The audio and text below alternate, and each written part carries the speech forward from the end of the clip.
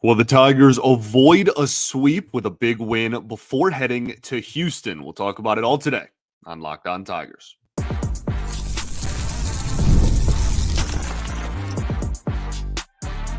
You are Locked On Tigers, your daily Detroit Tigers podcast. Part of the Locked On Podcast Network, your team every day. What is up, everybody? Welcome back to another edition of Locked On Tigers. I'm, of course, your host, Scott Bentley. Today is Friday, June 14th, 2024. Thank you so much for making Locked On Tigers your first listen every single day. We are free and available wherever you get your podcasts, including YouTube. Part of the Locked On Podcast Network, your team every day. Today's episode is brought to you by Game Time. Download the Game Time app, create an account, and use code LOCKEDONMLB for $20 off of your first purchase. Terms apply. Welcome in, everyone. Happy Friday to all. The Detroit Tigers win a ball game. It's nice to win one, right? Win 7-2. Pretty comfortable victory by the end of it. Their record on the season is now 33-35. Going into this game, as we had talked about yesterday, they had lost 5 of their previous 6, and now they get a win, avoid the sweep against the Washington Nationals, and now head on the road to Houston, a series, not a game, that we will preview at the end of the show. The Astros, who have been underperforming to their standards, certainly so far this season. So, lot to go over here. Let's start with what went right in this ball game. We're going to start with Casey Mize, and this was not a perfect performance. I almost debated putting Mize in stuff and talking about him at the end of the show, but I do think that 6 innings of one-run ball, no matter how you slice it, even if it's not the most perfect outing in the world, they're still not really doing what I want to see out of him.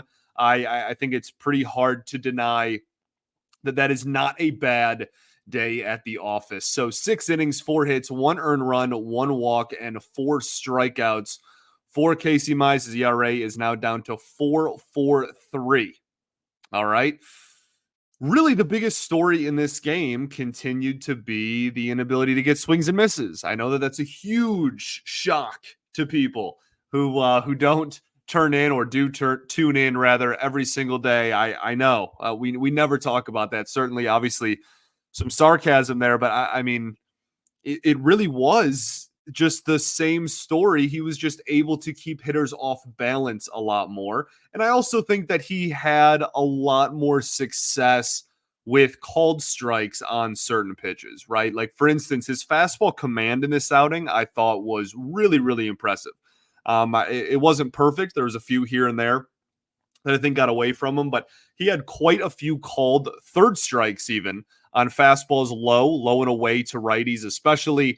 And we'll talk at the end and stuff. Interesting umpire performance behind home plate in this one. But the fastball command was good. And for a guy who has seen an uptick in velocity this year from what we were used to pre-surgeries, that's a good thing. Whenever he's hitting his spots with his fastball, it has the potential to be an effective pitch. We just haven't seen that really too terribly much, even though there has been the uptick in velocity. So like this to me was, I mean, we could talk about the slider, I guess, right? Like it was, I think better, but I really think that this was just really good sequencing. I think that Jake Rogers called a pretty darn good game outside of 1 inning.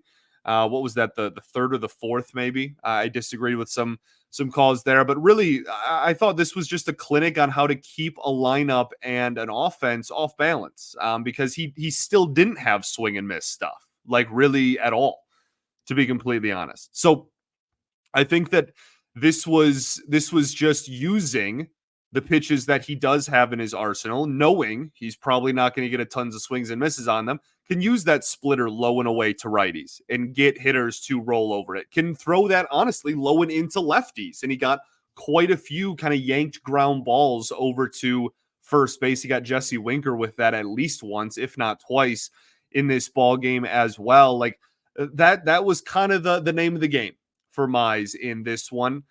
And it's so not frustrating, just odd talking about Mize in this light, right? When he gets popped, it's really easy to just go, okay, well, he can't get swings and misses consistently, same old story, different day. When he's really effective, it's kind of a reminder that in 2021, when he didn't get very many strikeouts and didn't get a lot of swings and misses and had the same ish, pretty much the same arsenal, right?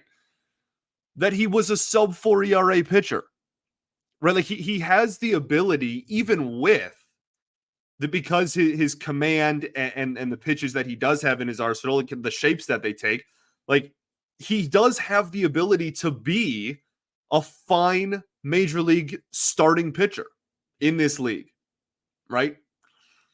It's just if he ever wants to, which I'm sure he does, and I'm sure the Tigers want him to, and I'm sure the fan base, everyone wants him to, himself included, I'm sure, right? If he does want to take that next step, and I'm not even talking like 1-1 ace ceiling. I don't think anyone's really talking about that with Mize at this point anymore, but if he even wants to consider himself like a top 3 in a rotation, just get into the top half of a roto somewhere, it's going to have to be getting more swings and misses on a consistent basis.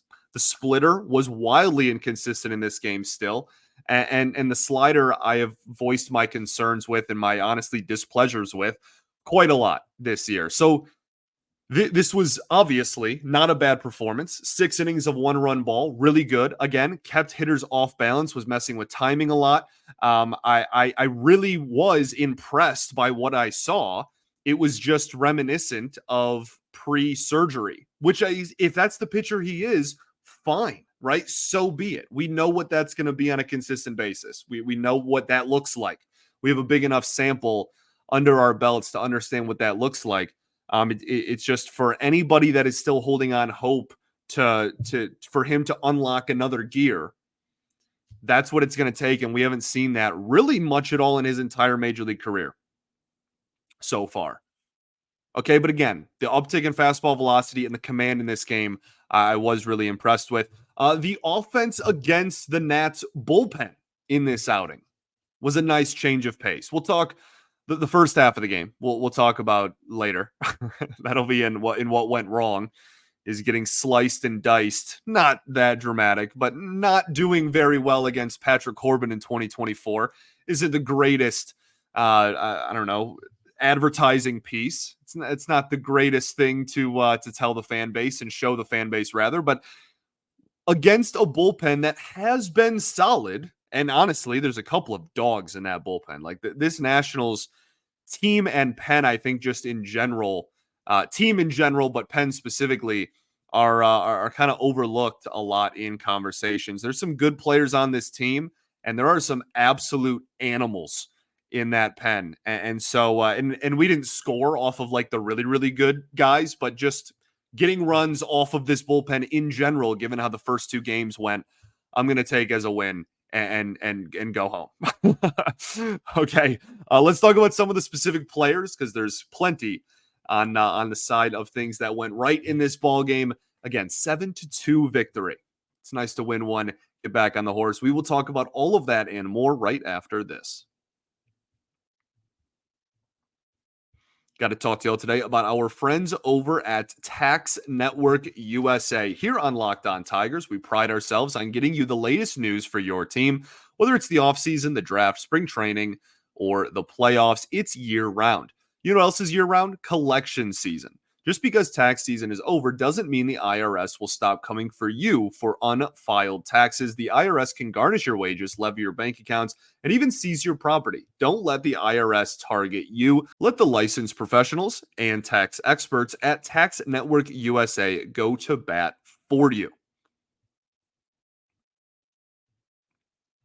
All right, everybody, welcome back here. Segment 2 of Locked On Tigers. I appreciate y'all so much for tuning in, as always, making us your first listen every single day. Shout out to the everydayers that do tune in every day, and we will be back on Monday recapping this 3-game set against the Houston Astros that we'll preview at the end of the show. Also, be sure to check out Locked On Sports Today, the first ever 24/7 streaming channel on YouTube from all of our great hosts here at Locked On, talking about the biggest stories in sports. Again, you could subscribe for free on YouTube, Locked On Sports Today, or you can check it out for free in the Amazon Fire TV channels app. Okay, 7-2 victory for your Detroit Tigers. Thank goodness was honestly my reaction to this ball game. Like, just a huge sigh of relief. I cannot express how scared I was, I think is the word, at one point, that I was going to have to come on here and talk about getting swept to the Nationals, or at the hands of the Nationals, whatever wording that is. But we didn't, which is great. And as much as I kind of pumped the tires of the Nats a little bit there in segment one, I think they are better than a lot of people give them credit for. This is still a series that the Tigers, if they want to take themselves even remotely seriously, should have won. So you avoided the sweep. Good job. Good on you. Positive vibes here. Not trying to be a Debbie Downer on a sweep. But at the end of the day, this is still a missed opportunity of a 3-game series, I think, pretty objectively. That being said, this is a win. So we're going to focus on this game. Justyn-Henry Malloy was fantastic at the plate. He goes 2 for 3 with 3 RBIs, 1 strikeout, no walks, a rare occurrence for Justyn-Henry Malloy, but had the absolute missile to left field, 108 miles an hour off the bat. That ball was, and that like missed the entire, whatever that is, first section, I guess. It like went up all the way to not the concourse, because that would be that's Miguel Cabrera territory up there, but the whatever that is, that first like row, aisleway, whatever it's called, in between kind of the bottom section and the upper section. That ball was hit really, really far and on a line, just straight on the screws. Beautiful. And I've said this a lot, obviously the batting average hasn't been awesome, but this is a guy that you kind of, I know that some people really still like to use batting average, and that's fine. I'm not telling you how to analyze the game, to be a fan. You do you.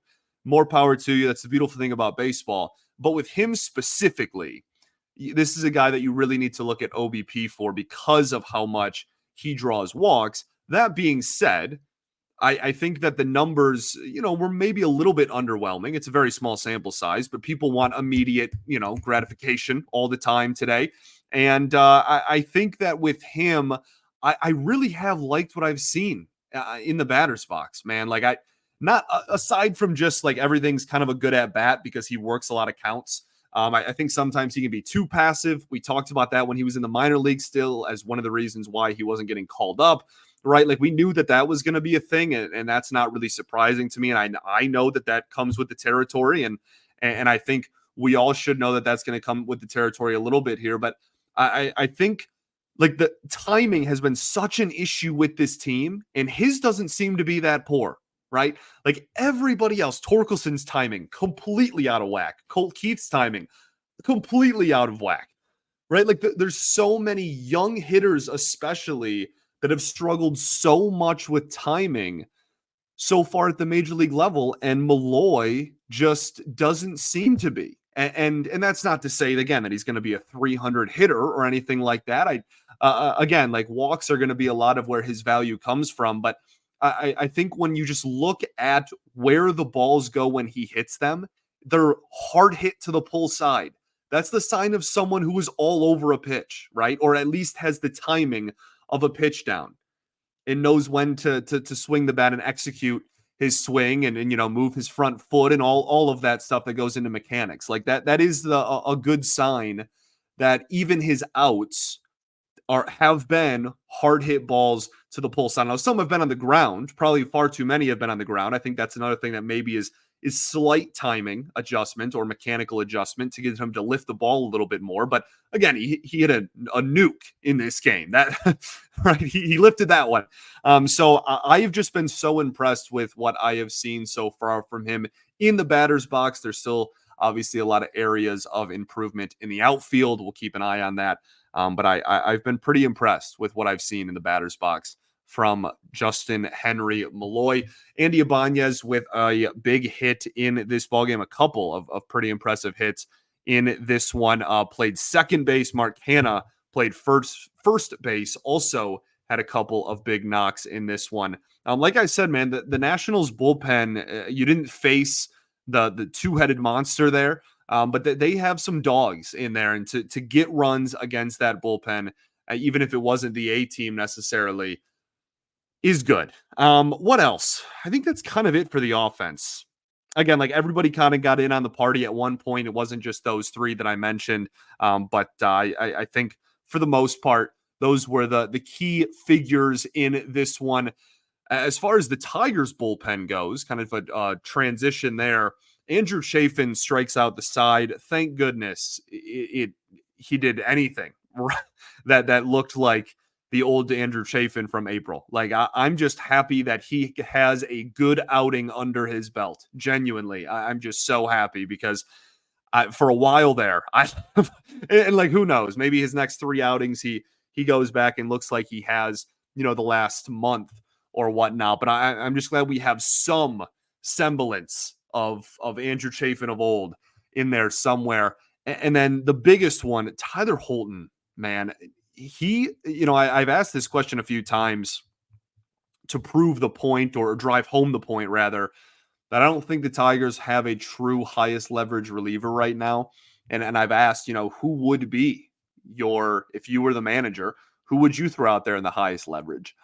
I think Tyler Holton is very quickly making an argument that it's going to be him really soon, man. I have been unbelievably impressed with how he has looked for the better part of 2 weeks now. And that's not even a huge sample size, but with just how brutal, honestly, we can call it what it is, this bullpen has been for the last 3 to 4 weeks.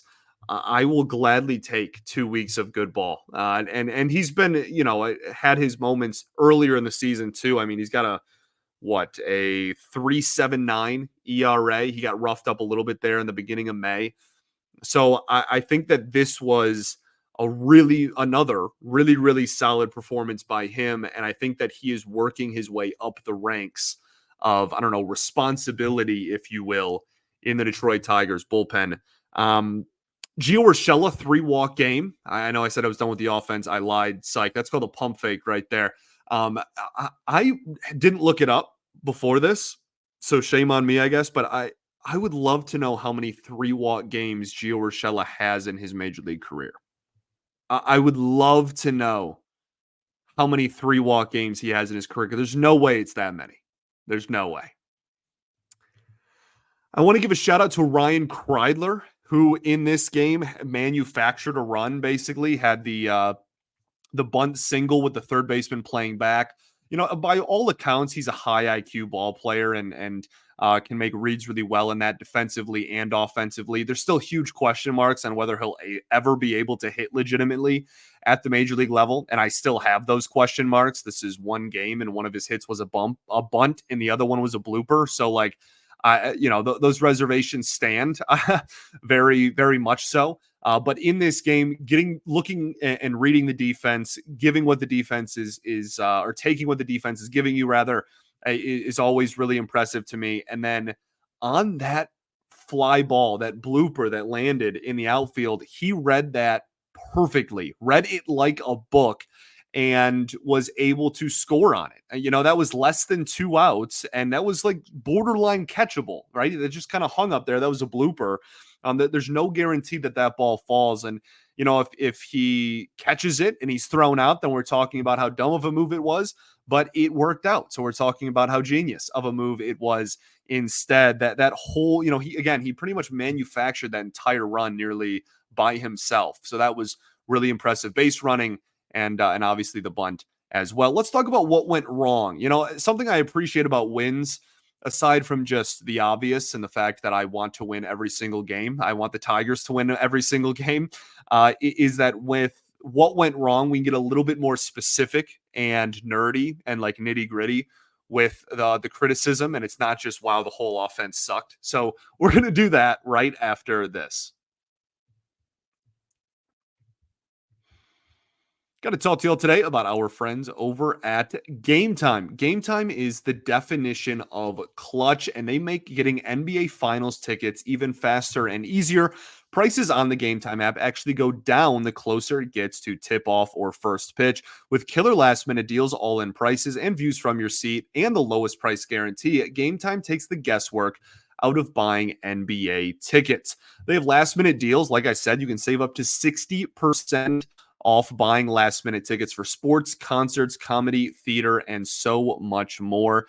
You can save even more with exclusive in-app deals on select seats ahead of a game or an event. You have all-in pricing, so you can see your total up front. There's not a bunch of surprise fees and hidden fees at checkout. And obviously, your purchase is covered with the most flexible customer service policy in the ticketing industry, the lowest price guarantee. Game Time will credit you 110% of the difference. So take all the guesswork out of buying NBA Finals tickets or MLB tickets with Game Time. Download the Game Time app, create an account, and use code LOCKEDONMLB for $20 off of your first purchase. Terms apply. Again, create an account and redeem code LOCKEDONMLB for $20 off your first purchase. Download Game Time today. Last minute tickets, lowest price, guaranteed. All right, everybody, welcome back here. Third and final segment of Locked On Tigers. I appreciate y'all so much for tuning in, as always. Talking about what went wrong in this ball game. Shelby Miller, actually, the outing as a whole wasn't a catastrophe or anything, but that sac fly should not have happened. That was, and I don't say this to be overly dramatic, even though I certainly can be at some times. I genuinely mean this in recent memory. I'm not saying like ever or all time, but in recent memory, let's say in 2024, or we can even make it more recent, in the last month. We won't even make it that big of a sample size. That pitch that he gave up the sac fly to was, given the situation and what you were trying to avoid there, one of the worst executed pitches I have seen in a minute. Genuinely. That was relatively deep into the count. There was a man on third and less than 2 outs. And you're throwing a fastball. He missed his spot clearly. There's no way he meant to go like middle into a lefty in that situation. But even regardless, right? I adamantly disagree with the fastball call in that count, and the execution of it made it even 10 times worse than it already was to me. That was wild. Like, how that ball wasn't a home run is nothing short of a miracle, genuinely. So need to tighten that up. But Shelby Miller, since coming back from his injury, has been, I think, better than he was pre-IL stint, to be honest with you. I think one of the biggest things with him so far as a Tiger has been inconsistency of his fastball. Some games, it looks really, really good. His first game back from injury, actually, is the best I've ever seen his fastball look. And then ever since then, it's been a roller coaster of really effective, really good, has some good life on it, has some good tail on it, and just completely ineffective and poorly commanded like it was in this one. So I think that's kind of the biggest question mark I have surrounding him. But that pitch specifically was just, it was wild, like mind-boggling. Wowzers. And we still won by 5. So everything's okay, right? The offense against Patrick Corbin. Patrick Corbin in 2024 went 5 1/3, 4 hits, 1 earned run, 2 walks, and 4 strikeouts. He lowers his ERA to 5.84.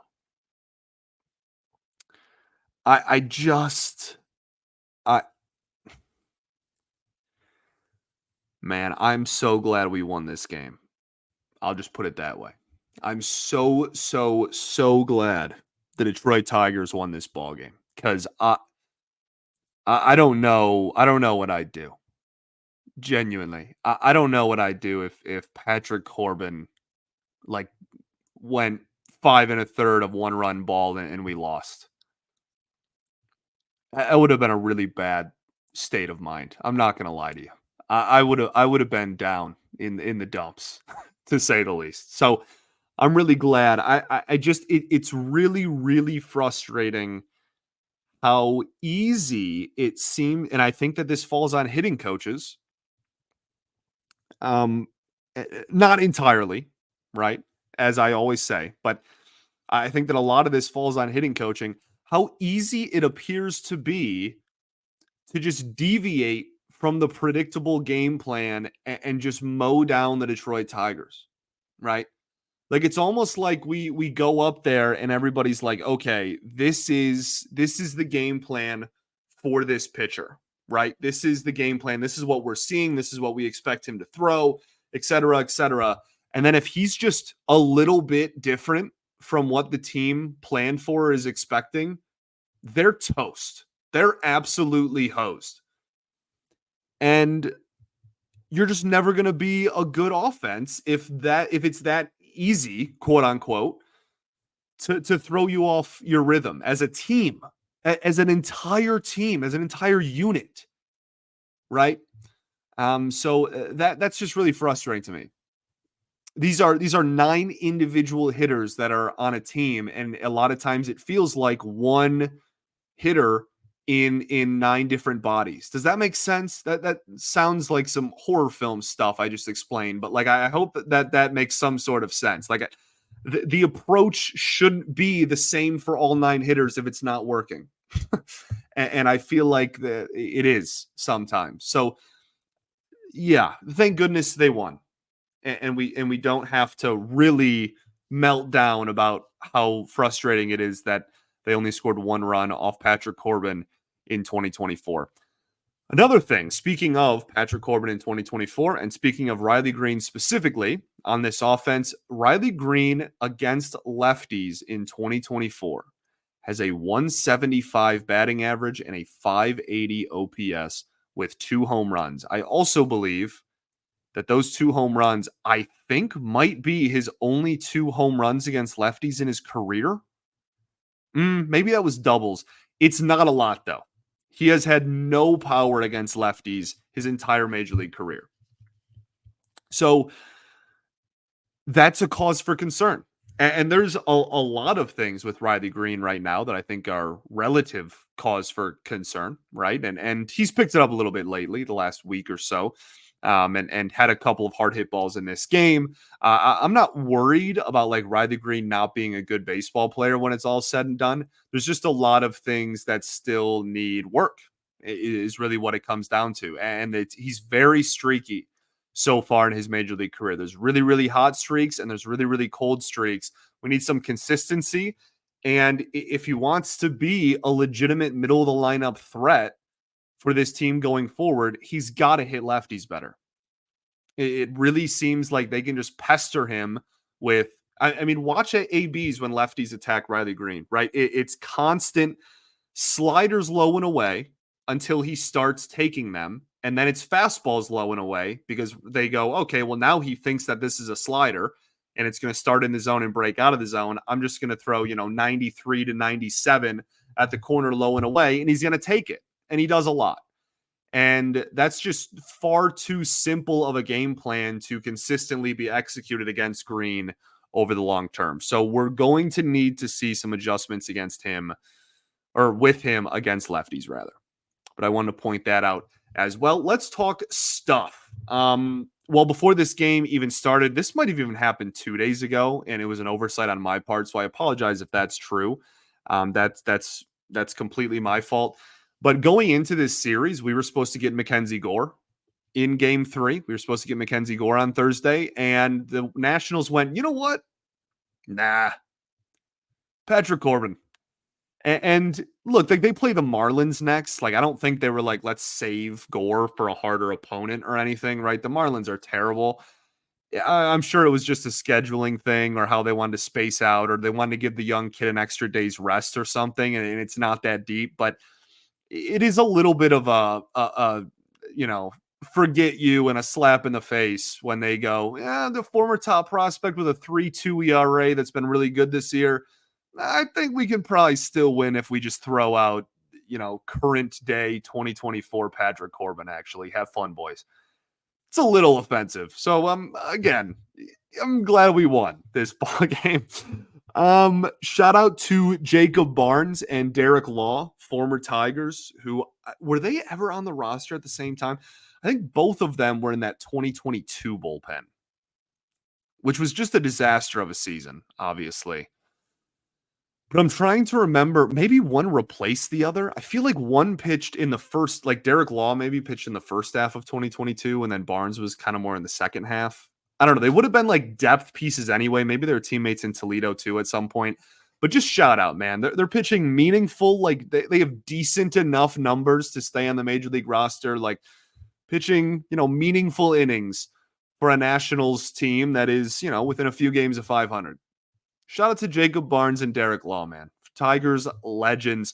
Another thing I noticed watching this series is CJ Abrams absolutely rocks, man. He was making some great plays in the field with the glove.